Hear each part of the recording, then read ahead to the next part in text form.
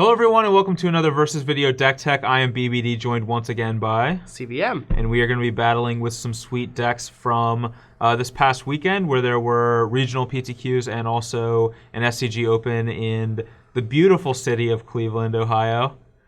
Yes, very beautiful. Just a great and beautiful city. I've heard from a person that it's the best city. I don't know Really? if I can agree. Which person? I don't know. I'll let you guys figure that one out. Alright, yeah. But anyway, I'm going to be battling with a deck that Jim Davis played at the SCG Open, Abzan Megamorph, and it was actually one of the more popular decks in the tournament. A lot of very good Midwest grinders were on this deck, and it put up a lot of very good results. This is the list that I actually like the most out of all of them, though. I really like Jim's list, so let's go ahead and take a look and see what he has available to him. So, basically, this is just an Abzan control deck is what this is.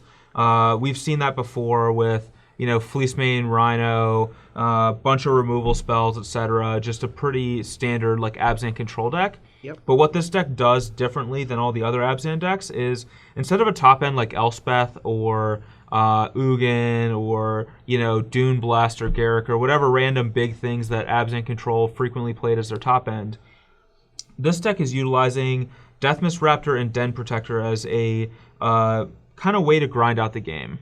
So in matchups where the games are going to be really grindy, basically these two cards make it really hard for your opponent to really take over the game. Basically, whenever they kill a Deathmist Raptor, you can always try to bring it back with another Raptor or a Den Protector. A lot of times you can loop Den Protectors where you'll flip a Den Protector, get another one back, maybe return one or two Deathmist Raptors in the process. Then when your first Den Protector dies, you play the second one, get that first one back, and get back any Raptors that have also died in the process.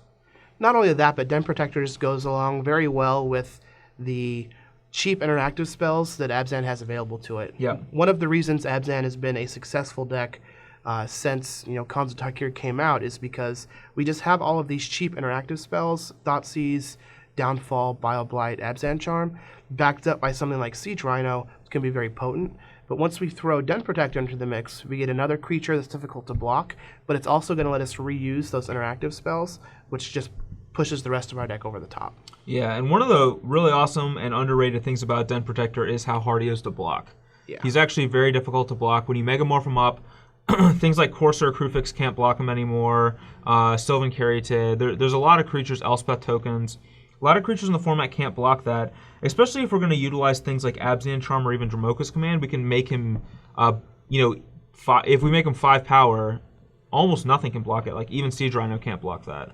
Yeah, there was a green-white deck that Bram Snapfingers played at the Pro Tour. Yeah. They did pretty well with. And I actually played against a version of that deck at States the following weekend, and I was in a situation where I had to leave back my Atarka instead of attacking, so I wasn't dead to a Boon Satyr being bestowed on a Den Protector. Yeah. So it definitely makes the games interesting. Plus, I really like it in conjunction with Siege Rhino. I was drawn to Den Protector with Draconic Roar for the incidental damage that you get out of it and the green-red shells. And in this type of deck, you're going to kill a lot of opponents just by Rhino triggers and attacking with Den Protector. Yeah, and a lot of times, too, you can use Den Protector as additional copies of Rhino. Yeah, it's just real gross. Which is, let's just say that's a pretty good thing to do. And you get back a Raptor. Yeah. As for the mana base, it's fairly straightforward. The only thing I don't like is the second Urborg, which I understand it as we do have Bile-Blight in the deck, but honestly, I would probably just cut the Bile-Blights and the Urborg and focus on a little cleaner mana base where we don't have the awkwardness of drawing a second Urborg. Yeah, although we do have Hero's Downfall, which makes us want to have double black.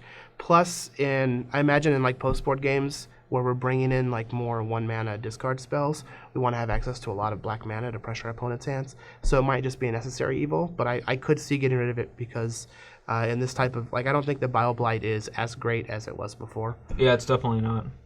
But anyway, that is the main deck for the Abzan Megamorph deck. It looks pretty awesome, and let's see what options we have on the sideboard. All right, so here we have the sideboard, and one thing that I do like about the sideboard, and it's something that I've been working on myself, is utilizing cheap spells along with Den Protector. So you want to be able to do something like cast a Thoughtseize, a Bile-Blight, a Command, a Self-Inflicted Wound, a Glare, something like that on turn 2. turn 3 you can play your Den Protector, turn 4 you can flip it and recast the same card again. Just having access to very cheap cards is just really efficient with Den Protector, and I do like that the sideboard utilizes a lot of these, and they're all high impact ones too. Like Glare and Self-Inflicted Wound are very good in the matchups where those cards are good. Thoughtseize is very good in the matchups where that's good. You know, Bile-Blight, Dromoka's Command, etc. Also, a couple Mastery of the Unseens for the control matchup, which control decks are starting to like wise up to this card, and they're playing things like Perilous Vault now. But previously, a lot of the control decks just couldn't actually beat a Mastery of the Unseen.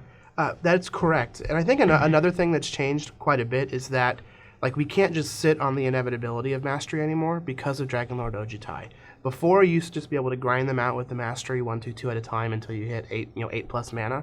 Now they can just play a 5-power dragon and kill you in 3 or 4 attacks before the Mastery can take over. So that's changed quite a bit. But I still think Mastery is a very good card and goes along with the rest of the deck very well. And then a couple of Drown in Sorrows for basically mono red / Jeskai tokens. And then Sorin and Elspeth, which I've actually been kind of unimpressed with Elspeth in this format. It is good against Ojutai, but it's really bad against the rest of the Esper Dragon deck. And I haven't found it to be that impressive in other matchups either. However, Sorin is a card that has really impressed me a lot. I've actually found that Sorin was very good, and I do like Sorin in combination with Death Mist and Den Protector as well, because they're kind of expendable bodies you don't mind trading off. In fact, you're actually actively looking to trade those for your opponent's creatures. And gaining the life is relevant, and also Den Protector is actually really hard to block if you just +1 and make him a 4-power guy. Yeah, like Den Protector, Raptor, Sorin seems like a pretty sweet combination, because a lot of times, especially from the Green-Red Dragons perspective where I've been, I just have to ignore their Raptors and just kill them with my Flyers. But if you're giving your Raptors lifelink, it makes it much more difficult to do that. Yeah, I mean, I actually had a game at the Open in Cleveland where my opponent had 2 Thunderbreak Regents and an Ashcloud Phoenix. I couldn't deal with any of them, but I was able to win because of Sorin. Just Sorin +1 gained me like close to 20 life, and then my opponent had to waste 8 points of damage killing my Sorin the next turn. Otherwise, I could just do it all over again. So it is a very good tool against decks like Dragons and things like that. Now, one thing that's interesting in this list is that we have these Self-Inflicted Wounds, but there are no Foul Tongue invocations. And I know that Andrew Tenjin played the same Megamorph deck, did well at the Open, but also had Foul Tongue invocation. And in his deck tech, which you guys can check out on SCGLive, he talks about how it's just very, very good right now because of all the Ojutais and Silumgars that are being played. And I'm playing a deck with the Dragons in it, so it'll be interesting to see just how many times Foul Tongue invocation would be very good, especially when you have Den Protector to rebuy it. Yeah, I do like I do like having access to that card in my 75. And same with Self-Inflicted Wound, which is very good against Ojutai, Dromoka, and cards like that. So yeah, I'm interested to see how that plays out and how many times having access to a Foul Tongue would have won me. Yeah, a game. like the 4th Abzan Charm was just a Foul Tongue. Like how many times it would be better than the Abzan Charm? Yeah, probably a significant amount in this matchup.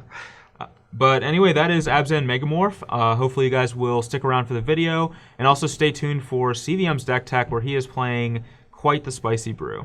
Yeah.